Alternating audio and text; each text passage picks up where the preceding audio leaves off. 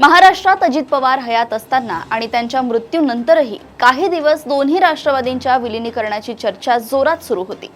परंतु नंतरच्या काळात या चर्चेला ब्रेक लागला आणि आता कदाचित ही चर्चा पुन्हा सुरू होण्याची शक्यता देखील नाही। इकडे राष्ट्रवादीचे विलीनीकरण थंड बस्त्यात पडलेले असताना तिकडे दिल्लीत मात्र एका मोठ्या विलीनीकरणाची चर्चा जोरात सुरू आहे। काँग्रेस आणि तृणमूल काँग्रेस यांच्या संभाव्य विलीनीकरणाची जोरदार हवा सध्या राजधानी दिल्लीत वाहत आहे। काँग्रेस अध्यक्षा सोनिया गांधींनी ममता बॅनर्जींना काँग्रेसमध्ये सामील झाल्यास राष्ट्रीय उपाध्यक्ष पद आणि त्यांचे भाचे अभिषेक बॅनर्जी यांना सरचिटणीस पद देण्याचा प्रस्ताव समोर ठेवल्याची चर्चा आहे। परंतु या संभाव्य विलीनीकरणात पश्चिम बंगाल हे सर्वात मोठे आव्हान मानले जाते। पश्चिम बंगालमधील काँग्रेस नेते या विलीनीकरणासाठी फारसे उत्सुक दिसत नाही। पश्चिम बंगालमधील काँग्रेसच्या अनेक नेत्यांनी सातत्याने तृणमूल काँग्रेस विरोधात भूमिका घेतली आहे।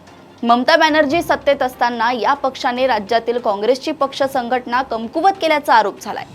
काँग्रेसचे ज्येष्ठ नेते आणि ममता बॅनर्जी यांचे कट्टर प्रतिस्पर्धी अधीर रंजन चौधरी यांनीही याबाबत स्पष्ट भूमिका मांडली आहे।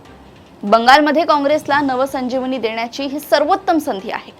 तृणमूल काँग्रेस राजकीय स्पर्धेतून बाहेर झाल्यास आपल्या विजयाच्या शक्यता अधिकच वाढतील असं त्यांना वाटतंय। पश्चिम बंगालमधील काँग्रेस कार्यकर्त्यांच्या मनात तृणमूल सोबत झालेल्या राजकीय संघर्षाच्या आठवणी अजूनही ताज्या आहेत। त्यामुळे विलीनीकरणाच्या चर्चा झाल्या तरी त्याची प्रत्यक्षात अंमलबजावणी करण्याचे आव्हान दोन्ही पक्षांसमोर असणार आहे।